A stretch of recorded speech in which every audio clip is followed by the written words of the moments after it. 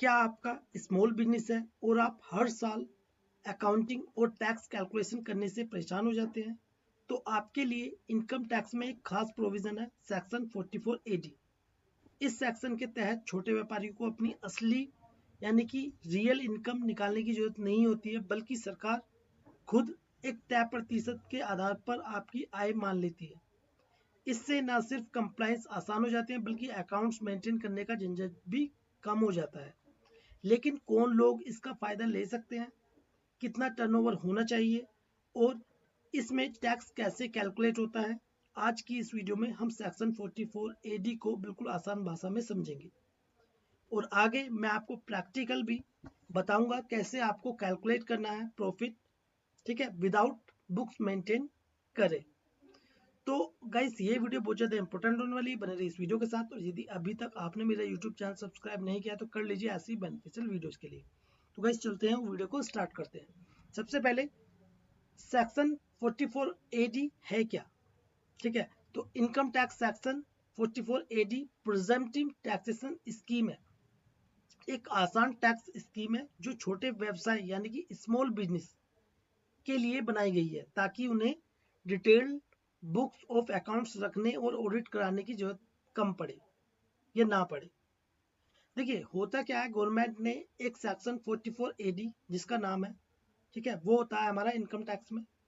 अब यदि आपका स्मॉल बिजनेस है तो गवर्नमेंट आपसे कहती है आप अपने बिजनेस का कुछ परसेंट प्रॉफिट दिखाकर अपनी इनकम शो कर सकते हैं। तो वो क्या है आगे इस वीडियो में मैं आपको बताऊंगा कितना होना चाहिए 44AD में, ठीक है। और इसमें आपको फिर ऑडिट कराने की भी जरूरत नहीं है और ना ही आपको बुक्स मेंटेन करने की आवश्यकता है, क्योंकि उसमें सिर्फ आपको अपनी रिसिप्ट का या टर्नओवर का कुछ परसेंट ही शो करना होता है। तो यह प्रोविजन इंडिया के इनकम टैक्स एक्ट में दिया गया है। इस सेक्शन के तहत सरकार मान लेती है कि आपके बिजनेस का प्रॉफिट एक निश्चित प्रतिशत है और आपको एक्चुअल एक्सपेंसेस प्रूव करने की जरूरत नहीं होती है। तो इसमें आपको जो आपके एक्सपेंसेस होंगे, अब जैसे मान लीजिए आपकी टर्नओवर है 100 रुपये, ठीक है, मैं एग्जांपल के तौर पर आपको समझा रहा हूँ। जैसे मान लीजिए आपकी टर्नओवर है 100 रुपये, गवर्नमेंट कहती है कुछ परसेंट इसमें से आपको प्रॉफिट दिखाकर, इनकम दिखाकर आप फाइल कर सकते हैं। अब जैसे मान लीजिए हमने यहाँ पर 10 रुपये प्रॉफिट शो किया, ठीक है, तो 90% क्या हुआ, हमारे खर्चे हो गए। लेकिन इस सेक्शन में आपको 90 रुपये के जो एक्सपेंसेस है वो प्रूव करने की जरूरत नहीं होती। अब जैसे कि हमारा कैश रिसिप्ट पर प्रॉफिट 8% लिया जाता है या माना जाएगा। अब जैसे आपकी टर्नओवर या रिसिप्ट कितनी भी क्यों ना हो और आप उसे इनकम टैक्स में कैश रिसिप्ट दिखाते हैं, तो उस पर कम से कम आपको 8% प्रॉफिट दिखाना पड़ेगा। जैसे कि मान लीजिए आपकी टर्नओवर 100 रुपये और आप अपनी कैश में रिसिप्ट या टर्नओवर दिखा रहे हैं, तो 8% यानी कि 8 रुपये आपको प्रॉफिट शो करना होगा, किसमें, 44AD सेक्शन में। और यदि आप डिजिटल बैंकिंग रिसिप्ट पर प्रॉफिट दिखाते हैं, ठीक है, या आपकी रिसिप्ट या टर्नओवर आती है डिजिटल मोड से यानी कि बैंक में आती है कुल मिलाकर, तो उसका आपको 6% दिखाना होगा। जैसे मान लीजिए आपकी 100 रुपये टर्नओवर है, यदि आप कैश में दिखाएंगे तो 8 रुपये आपको नेट प्रॉफिट दिखाना पड़ेगा, इनकम दिखानी पड़ेगी। और यदि आपकी बैंक से है तो फिर 6%, ठीक है। आप चाहें तो इससे ज्यादा प्रॉफिट भी डिक्लेयर कर सकते हैं, ये मिनिमम है, ठीक है। 8% और 6% ये मिनिमम है, इससे नीचे आपको नहीं दिखाना। यदि आप इससे नीचे दिखाते हैं प्रॉफिट या इनकम को, फिर आपको ऑडिट कराना कंपलसरी है और बुक्स मेंटेन करना भी कंपलसरी है।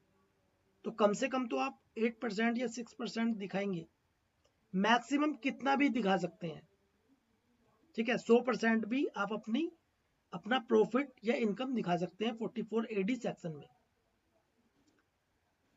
तो जैसे कि डिक्लेयर नहीं कर सकते, कम नहीं, जब तक कि बुक्स प्लस ऑडिट ना कराए, ठीक है। जैसे कि मैंने अभी आपको बताया, इसमें हम कम नहीं दिखा सकते, ज्यादा कितना भी दिखा सकते हैं, मैक्सिमम कितना भी दिखा सकते हैं। अब कौन ले सकता है 44AD का बेनिफिट? ठीक है, 44AD सेक्शन कौन ऑप्ट कर सकता है? तो देखिए, इंडिविजुअल कर सकता है। यदि आप एक इंडिविजुअल है तो आप 44AD सेक्शन ऑप्ट कर सकते हैं और अपनी इनकम और टर्नओवर शो कर सकते हैं। HUF कर सकता है, हिंदू अनडिविडेंड फैमिली, ठीक है, जिसको हम HUF कहते हैं, वो कर सकता है। तीसरा, पार्टनरशिप फर्म। पार्टनरशिप फर्म भी, जी हाँ, पार्टनरशिप फर्म भी 44AD सेक्शन को ऑप्ट कर सकती है और उसमें टर्नओवर और प्रॉफिट दिखा सकती है। ठीक है, पार्टनरशिप फर्म में, लेकिन LLP में नहीं। जो LLP होती है हमारी, लिमिटेड लायबिलिटी पार्टनरशिप फर्म जो होती है, उसमें आप 44AD सेक्शन ऑप्ट नहीं कर सकते। अब एलिजिबल बिजनेस कौन कौन से हैं? जैसे मान लीजिए ट्रेडिंग हो गया, मैन्युफैक्चरिंग हो गया, स्मॉल बिजनेस हो गया, ठीक है, ये 44AD सेक्शन को ऑप्ट कर सकते हैं। अब कौन एलिजिबल नहीं है 44AD सेक्शन के लिए? तो प्रोफेशनल्स। तो जितने भी हमारे प्रोफेशनल्स होते हैं, जैसे कि CA, डॉक्टर, वकील, ठीक है, जिनका प्रोफेशन होता है, इनके लिए है 44ADA। कौन सा सेक्शन? 44ADA। तो यदि आप सेक्शन 44ADA के बारे में जानना चाहते हैं तो मुझे कमेंट बॉक्स में कमेंट करके 44ADA आप टाइप कर सकते हैं। मैं इसके ऊपर सेपरेट अलग से एक वीडियो बना दूंगा। और कमीशन ब्रोकरेज इनकम वाले, ठीक है, ये 44AD सेक्शन को ऑप्ट नहीं कर सकते। कौन? प्रोफेशनल्स, जैसे कि CA, डॉक्टर, वकील, ठीक है, और कमीशन और ब्रोकरेज इनकम के केस में भी हम 44AD सेक्शन को ऑप्ट नहीं कर सकते, और LLP फर्म के लिए भी नहीं है। अब बात करें टर्नओवर लिमिट की, तो देखिए, टर्नओवर लिमिट है हमारी, जो नॉर्मल लिमिट है वो है 2 करोड़। ठीक है, अगर कैश रिसिप्ट 5% से कम है तो लिमिट रहेगी 3 करोड़। ठीक है, और ये समय के अकॉर्डिंग इसमें चेंजेस आते रहते हैं। ठीक है, टर्नओवर लिमिट के अकॉर्डिंग।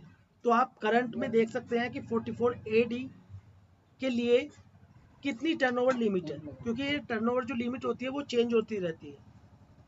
ठीक है, और एडवांस टैक्स रूल भी है इसके लिए, जो कि पूरे साल का एडवांस टैक्स सिर्फ 15 मार्च तक एक बार में देना होता है।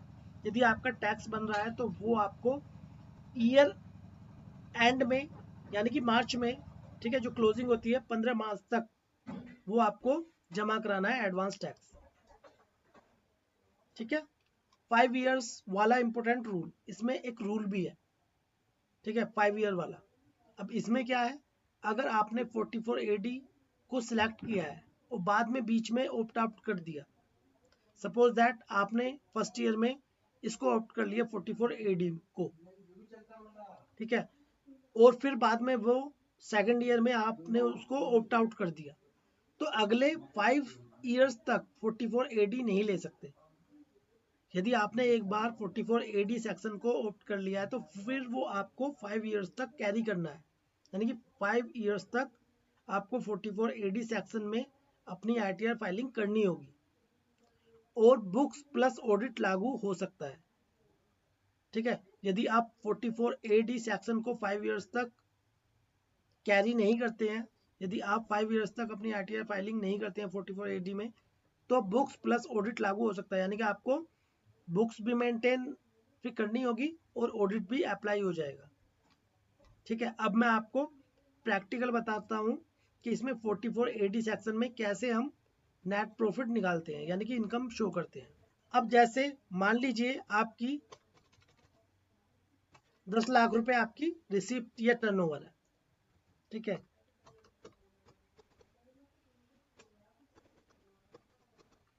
आपकी कितनी है? 10 लाख रुपए। ठीक है, तो देखिए 10 लाख का यदि कैश में है, ठीक है, कैश में आपके रिसिप्ट है 10 लाख रुपए, 10 लाख रुपए रिसिप्ट है, तो आपको इसका 8%, 10 लाख का 8% कम से कम 80,000 रुपए दिखाना होगा। ठीक है, मैक्सिमम आप कितना भी दिखा सकते हैं। अब यही रिसिप्ट है बैंक में, तो इसका कम से कम आपको 6% दिखाना है, यानी कि 60,000 रुपये। मैक्सिमम कितना भी दिखा सकते हैं।